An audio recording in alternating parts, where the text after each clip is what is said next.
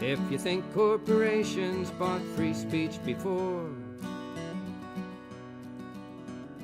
now that they're human, they'll buy even more. Yeah, their money has free speech to me. Hello, and welcome to the Alliance for Democracy's The Populist Dialogues. This Populist Dialogues program's purpose is to advance the mission of the Alliance for Democracy to create a just society based on a true democracy. I'm your host, David Delk. Our guest today is Dan Meek. Dan is a public interest attorney here in Portland who is well known for his advocacy of and use of the initiative process, for having written measures 46 and 47 on the 2006 ballot for limiting campaign contributions and expenditures, as well as establishing other requirements for political campaigns. He's also known for suing private utilities for, among other things, collecting taxes from ratepayers and then not actually paying those taxes. He's also the legislative director of the Oregon Progressive Party. So welcome back to the show. Good, yeah. So I think that today you wanted to talk about the U.S. Supreme Court and decisions they have made during the present term and maybe some during the past term, which have benefited corporations much more, at the expense of folks like you and I and most of our watchers. Well, it's really shocking to see what the U.S. Supreme Court has been doing, particularly in the last couple of years. And it's easy to come up with a litany of their recent decisions that are very harmful to consumers, to small investors, to the environment, to people who are injured by corporations, and to people who are discriminated against on the basis of race or gender or some other attribute. There are just a lot of cases, but I want to, I guess, draw a more general principle or lesson to it. First, nearly all of these decisions are 5-4, and the split is very consistent. That is, the 4 so-called liberal justices, the 4 so-called conservative justices, and Anthony Kennedy, siding most frequently with the conservatives. And the names of the 4 liberals and the 4 conservatives? Wow. Sorry. The 4 liberals. Kagan, Sotomayor, Ginsburg, Breyer. Oh, Breyer. Okay. Right. This is a test, David? No, I just Okay. thought it might be the other, informative. the right. conservative 4, Scalia, Thomas, Roberts, and Alito. And the so-called middle justice is Anthony Kennedy. I recall he was a Reagan appointee, but he sides with the conservatives probably 80% of the time. Oh, okay. So he's just not in 100% lockstep with them. Uh-huh. He's rather consistently with them. Uh-huh. But it's interesting that these decisions are 5-4 because that kind of tells you something about what law is in the United States. You would think that 9 people reading the same statute and the same Constitution could come to an agreement about what it means, but they don't. And it's not that 5 of them went to some different school, like 5 of them went to Stanford and 4 of them went to Harvard or something, and they teach English differently at those schools. And it's not that the one of the groups always uses a literal interpretation of the law or Constitution, and the other group kind of uses looks at history and context and the gestalt of the times, et cetera, to determine what it means. But instead, the 2 groups switch around. Mm-hmm. Sometimes one group is the literal group, and the other group is the touchy-feely group, and sometimes it's the other way around. And so no guiding principles. Well, What's convenient? The strange thing is that you can predict, and people and Supreme Court watchers now do predict the outcome of cases months in advance.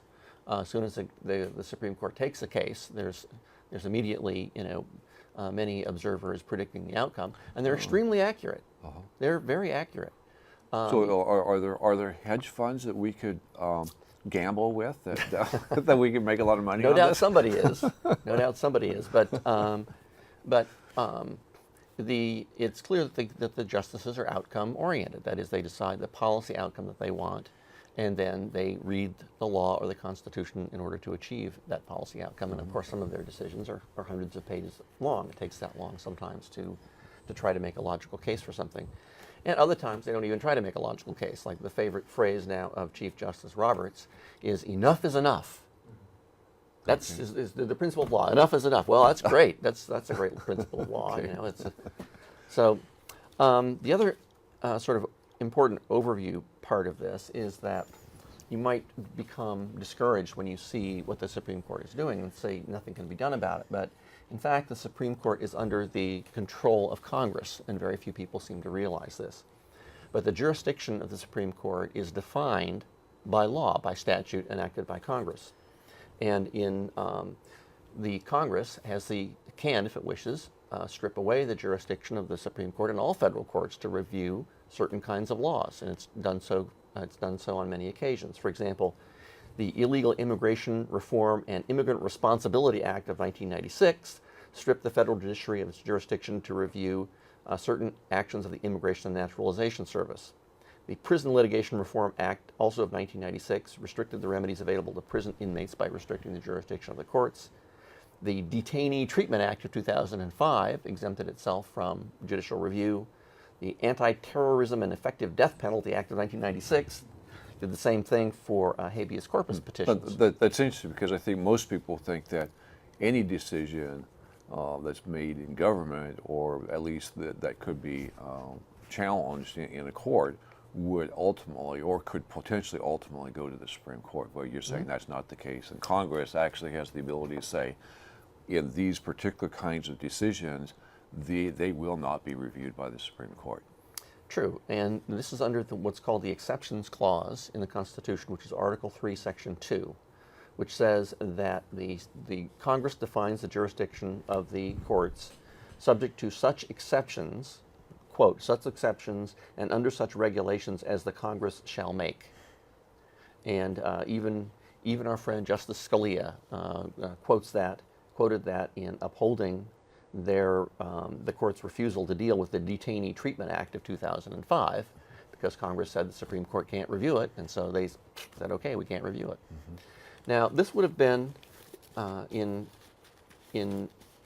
January 2010, the Supreme Court issued its famous Citizens United decision, which basically unleashed unlimited corporate expenditures in campaigns, both for federal office, like for Congress and President, and also in all state and local offices. That was a very important decision because of its consequences later. But at that time, in January of 2010, the Democrats had 60% majorities in both the House and the Senate of the U.S. Congress. But they didn't do anything, they didn't take any action to do what they could have done, which is remove the jurisdiction of the Supreme Court to review and to nullify acts passed by Congress that limit campaign contributions and expenditures. And then, having nullified the court's ability to do that, then they could have repassed the bill that the court had just nullified? They might not even have needed to repass it, because you simply nullify review, you probably nullify the Citizens United decision. But even if not, yes, then Congress could simply repass the law that was struck down in Citizens United, which was part of the McCain-Feingold Act. But I think the reason the Democrats in 2010 didn't do anything about it is illustrated by this chart that shows political nonprofit spending by viewpoint. And it shows that independent expenditures in 2000, 2002, 2004, 2006, and 2008, that independent expenditures on behalf of liberal causes, liberal candidates, or candidates thought to be liberal by the Center for Responsive Politics, which is a NATO organization, actually benefited from more independent expenditures than the conservative causes. The conservative causes here are below, but then you can see what happened in 2010.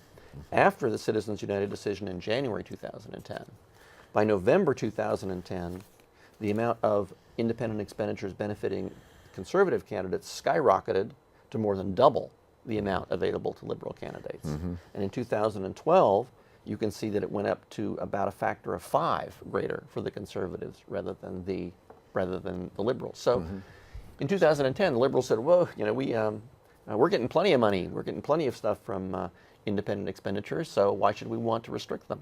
Mm-hmm. But of course, having been unleashed, the corporations then were able to support the Republicans that they wanted to support all along. I mean, why make independent expenditures on behalf of someone who's only with you 70% of the time, when you can make an independent expenditure on behalf of someone who's with you 99% of the time? Right. So that's what happened. Okay. Anyway, that unleashed the Supreme Court. And then, of course, after that, the Democrats lost their majority in the House. So. They lost the majority in the House as a result, I think, of these independent expenditures. And so now, the likelihood that Congress would restrict the jurisdiction of the Supreme Court in these sorts of cases is extremely unlikely, because the Republicans like what's going on. Right. Okay. So, just a couple of brief mentions of cases. Gabelli versus the Securities and Exchange Commission decided that the statute of limitations for government civil penalty enforcement actions involving securities fraud begins when the fraud occurs, not when the fraud is discovered. So, if you successfully hide the fraud for 5 years, you're home free. Okay, and 5 years is a limitation, right, for beginning the process. It's a limitation on when an action can be brought for securities fraud. In the past, it's been interpreted as 5 years from the date that the fraud was discovered. But the Supreme Court said no, it's 5 years from the date that the fraud happened, whether or not you find out about it. Wow. Okay, so if I'm, 4 years and 600 days, I've got about just a few days to actually take it and get a decision on it. Or if you hide the fraud, if a fraudulent operator hides the fraud for 5 years, they're home free. Yeah. Okay. Nothing, can't be doing anything about it. Yeah. So why would the Supreme Court make this kind of decision? Because it benefits the big investment firms. They're the ones who are subject to the biggest civil actions for fraud. So it benefits the corporations. Okay, and so your view is that the Supreme Court views their role actually as being protectors of these corporations. A majority of 5 do. A majority of 5 do, yes, right. Yeah, I shouldn't paint the whole Supreme Court that way. Next case, briefly, Mutual Pharmaceutical Company versus Bartlett, which held that if a generic prescription drug has a design defect that harms a patient, the patient can't sue the drug maker on grounds that the warning label or brochures were wrong. Because under federal law, the generic drug maker has to use the same warning labels as the brand name manufacturer. And so that, according to the U.S. Supreme Court, exempts them from all liability to people who take the drug, even if the warning labels are completely wrong.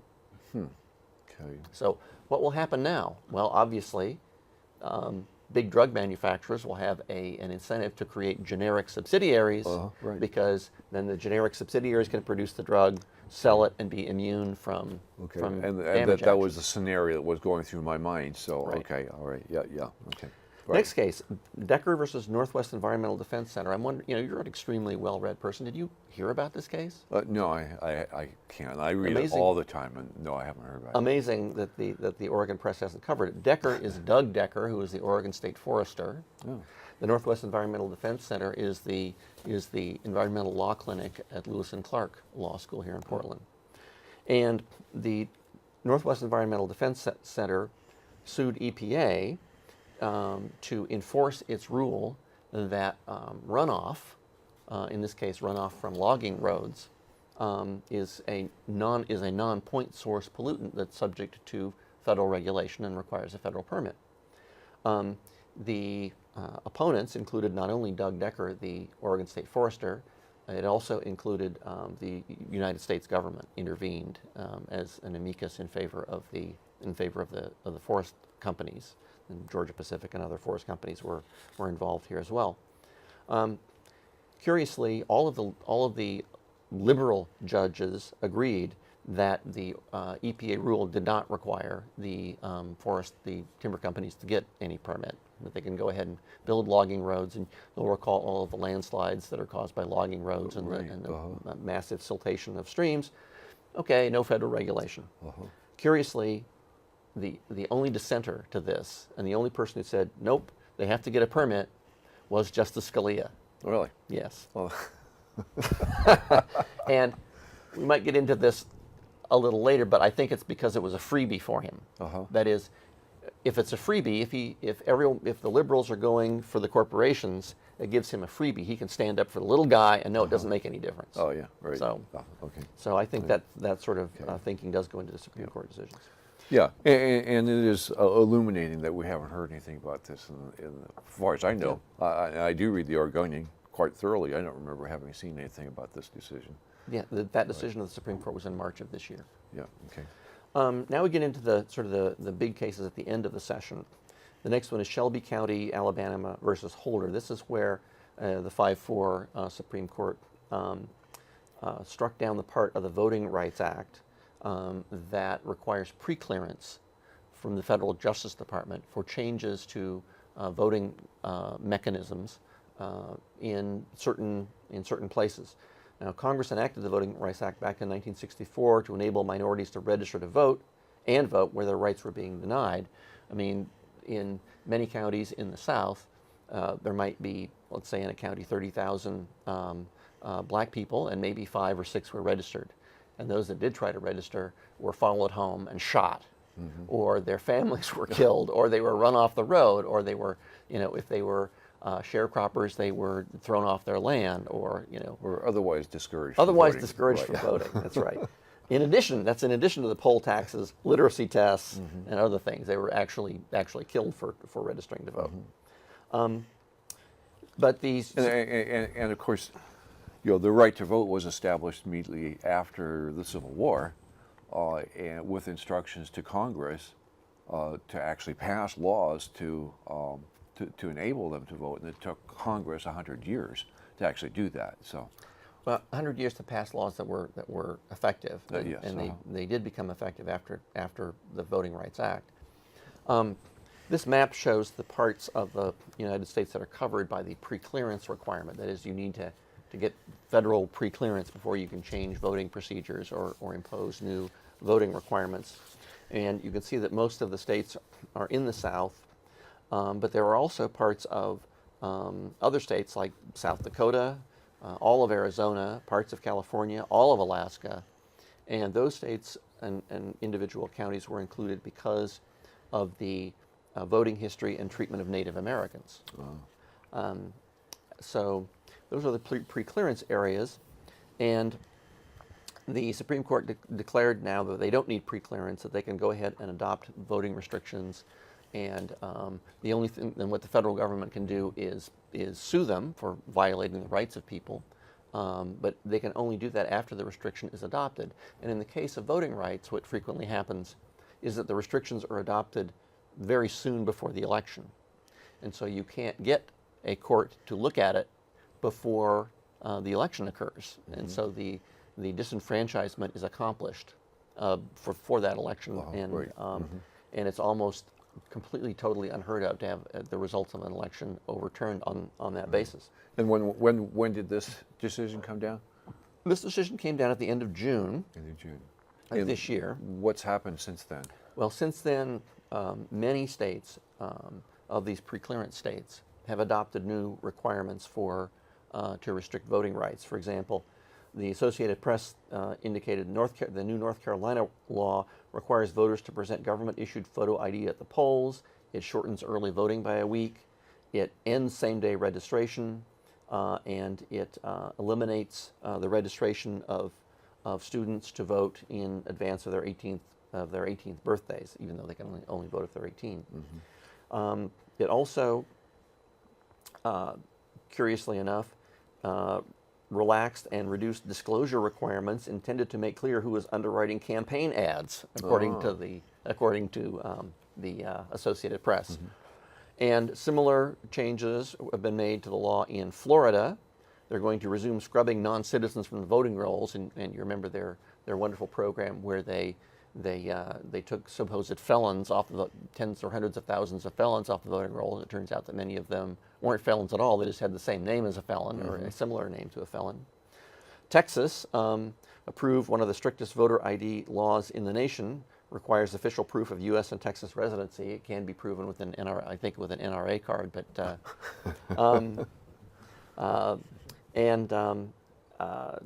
let's see, any others here? Oh yeah, in Mississippi and Alabama adopted new voter ID laws. So it immediately will have a practical effect on so the ability to vote. they're immediately moving forward to disenfranchise as many people as possible. Right, which will, of course, help the Republicans remain in control of the House and prevent, it's kind of a vicious cycle here, and prevent Congress from restricting the jurisdiction of the Supreme Court so that these statutes these kinds of voting rights are in effect. Right, and the position of the Republican Party always has been that they're best, they're much more likely to win elections when people don't vote. Right. Right. Well, when some people don't vote. Oh, yes. No. Low turnout. Yes. The next case was also decided near the end of the term, Arizona versus Intertribal Council. Now, this appeared to be a victory for liberals, but in fact it wasn't. The decision was reported as saying that Arizona must accept the federal form for registering to vote in federal elections and can't add things to that form, can't add requirements to the form. But the decision contained several what I call poison pills. It first of all said that states set the qualifications for voting in all elections, including elections for president and Congress. The states set the qualifications. That's what it says. Okay. It says also the states can, quote, deny registration based on information in their possession establishing the applicant's ineligibility. In other words, the state can check databases for Social Security numbers, they can check immigration databases and other things. So the decision said, well, you have to accept this federal form to begin with, but it doesn't say that you can't then deregister that person based upon qualifications that you, the state, set up and information that you, the state, acquire from other sources. So it's actually quite a bad decision for voting rights. The next decision that got a lot of press, obviously, is Hollingsworth versus Perry. And this was an interesting decision because it wasn't the usual 5-4 at all. It was 2 of the most conservative justices and 3 of the most liberal justices together. And this was the decision about California's Proposition 14, which was the ballot measure that was passed 4 or 5 years ago to ban same-sex marriage in California. It passed barely, but it did pass. And folks who are in favor of same-sex marriage challenged it in federal court in Los Angeles. And the state defended it. The state is in the position of defending its laws, including laws that are passed by initiative. In fact, the state has a responsibility to defend it. You would think so. Yeah, okay. You're sort of foreshadowing what happens okay. here. But state defended it. State lost in the U.S. District Court in Los Angeles. The folks who are challenging the ballot measure won. So ordinarily what would happen in that case is the state would appeal the decision to the next level of federal court, which is the Ninth Circuit. But the state attorney general, Jerry Brown, said, well, I'm not appealing. We lost, that's the end of it. The ballot measure is invalid, so I'm not appealing. So in that case, essentially the chief petitioners of the ballot measures, the folks who went out and collected the signatures and put it on the ballot, said, well, we want to defend the law, so we want to appeal this decision to the Ninth Circuit. So the Ninth Circuit said, well, we don't know if that's okay. We'll ask the California Supreme Court whether under California law, a ballot measure passed by the people of California can be defended by some representatives of the people who passed it rather than by the state. And the California Supreme Court said, yes, they can. So the case proceeded on that basis with essentially the chief petitioners defending it. It went to the U.S. Supreme Court where the Supreme Court adopted really the Scalia-Roberts approach to standing. And it's basically, whenever possible, close the courthouse door to people, and of course leave the courthouse door open for corporations, but close it on people. What the decision said is that if a state decides not to defend a law, it can be a ballot measure or any other law that is challenged on constitutional grounds, then that's it. Case closed. Nobody else gets to defend it. So in this case, it was seen as a victory for gay marriage. Yes. But in fact, at least for democratic practices, it was just the opposite. That's true. Mm-hmm. Now, the person who took the two people who took the real, what I consider to be the principled approach, were Sotomayor and Kennedy. They dissented. They said that the ballot measure can be defended by the folks who put it on the ballot, and the ballot measure is unconstitutional. Well, Kennedy didn't say that, and Sotomayor didn't technically say it, but you would expect her to come to that decision. So it's curious that in that case, they didn't get to the merits at all. They just kept the defenders of the ballot measure out of court, when in the other case involving same-sex marriage, which struck down the Hollings, not the other case, that struck down DOMA, the Defense of Marriage Act, the Supreme Court did look at the merits, and it was the 4 liberals plus Kennedy who said that the Defense of Marriage Act violated the Constitution. Well, it's interesting that the same 5 did not decide on the merits that California Proposition 14 violated the Constitution. Instead, apparently the 4 liberals couldn't get Kennedy to go with them on the merits, and so 3 of the liberals went with the Scalia Roberts approach of closing the courthouse. So, so we have run out of time. What I'd like to do would be to continue, and then we'll edit it, and I'll try and make a second program out of. Okay. Our guest today has been Dan Meek, Legislative Director of the Oregon Progressive Party and public interest attorney here in Portland. We've been talking about how U.S. court decisions continue to enable corporate power to govern, removing that power from we the people. Dan's been our guest earlier this year, and you might want to watch that program. Most of our past programs are available on our website at www.PopulistDialogues.org. To see his last program, click on 2013 and look for program numbers 13-12 and 13-27. Don't forget that you can watch Populist Dialogues on YouTube.